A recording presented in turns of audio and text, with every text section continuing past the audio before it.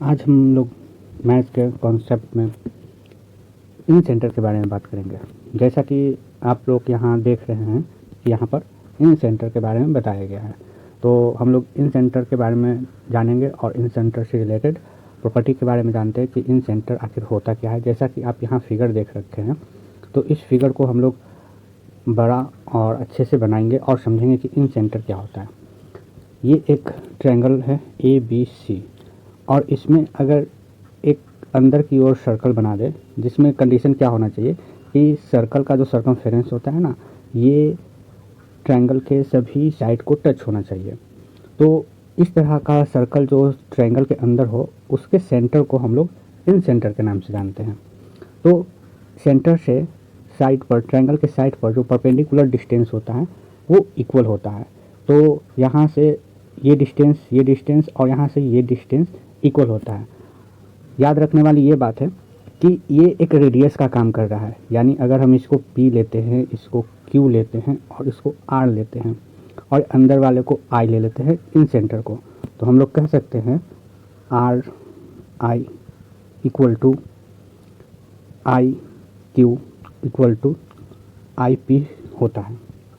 लेकिन सिर्फ यहीं तक समझना इनफ नहीं होगा। क्वेश्चंस बनाने में जो हम लोग सर्कल का चैप्टर पढ़ेंगे, उसमें क्वेश्चन बनाने के लिए इसके अलावा भी ज़रूरत पड़ेगी। तो आइए उसके बारे में हम लोग समझते हैं। तो सबसे पहले क्या करते हैं, इसको इरेज करते हैं और समझने की कोशिश करते हैं कि आगे इसमें क्या है।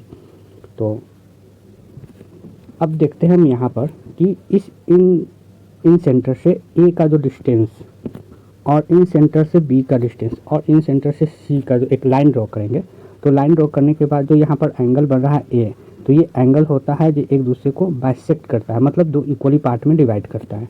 यहाँ पर भी जो ये एंगल बन रहा है, ये एंगल B, वो दो इक्वल पार्ट में डिवाइड करेगा। यानी I जो है ना, IB जो ये एंगल को दो इक्वल पार्ट में डिवाइड करेगा। उसी तरह से यहाँ पर एंगल जो C है, वो C भी दो इक्वल पार्ट में डिवाइड करेगा।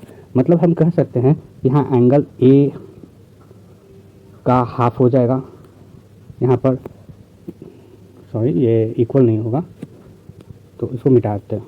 यहाँ पर एंगल B हो जाएगा, उसका हाफ हो जाएगा, और यहाँ पर एंगल C जो है उसका हाफ हो जाएगा। मतलब कहने का मतलब यही है कि ये जो IA जो लाइन है वो एंगल A को बाइसेक्ट करेगा, यानी दो इक्वल पार्ट में डिवाइड कर लेगा। यहाँ पर IB जो होगा, I और B होगा, यहाँ पर एंगल B को दो भागों में डिवाइड करेगा। और यहाँ पर IC जो होगा, वो एंगल C को दो इक्वल पार्ट में डिवाइड करेगा। तो इन सेंटर का यही कॉन्सेप्ट है। और ख़ासकर जो ये एंगल बाइसेक्ट कर रहा है ना, ये एंगल बाइसेक्ट जो कर रहा है, यही सर्कल बनाने में हेल्प करेगा। तो आइए इसको एक बार तेज़ी से रिवीजन कर लेते हैं और समझने की कोशिश करते हैं कि इसका कॉन्सेप्ट क्या है।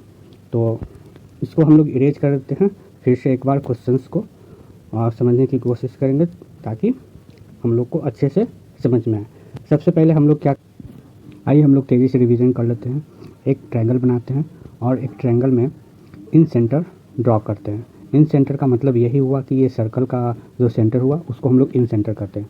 तो फिलहाल अभी के लिए इस सर्कल को हटा देते हैं और हम लोग सिर्फ इन सेंटर को रखते हैं। तो इन सेंटर से जो यहाँ का लाइन ड्रॉ करेंगे, इन सेंटर से जो यहाँ लाइन ड्रॉ करेंगे, इन सेंटर से जो यहाँ लाइन ड्रॉ करेंगे, तो ये जो एंगल होगा इस एंगल के इक्वल होगा, ये एंगल होगा जो इस एंगल के इक्वल होगा, और यहाँ पर ये एंगल जो होगा इस एंगल के इक्वल होगा। इन सेंटर में मेन कॉन्सेप्ट यही है। अगर मान लो कि ये 30 डिग्री है तो यहाँ पर भी ये भी 30 डिग्री होगा। अगर ये 60 डिग्री है तो ये भी 60 डिग्री ही होगा। मान लेते हैं कि ये पूरा एंगल ये पूरा 90 डिग्री है, तो ये 45 हो जाएगा, ये 45 होगा एंड ये भी 45 होगा। तो कहने का मेरा मतलब बस इतना ही है कि ये एंगल को बाइसेक्ट करता है, यानी ये एंगल इक्वल टू ये एंगल इक्वल टू ये एंगल एंड ये एंगल इक्वल टू ये एंगल।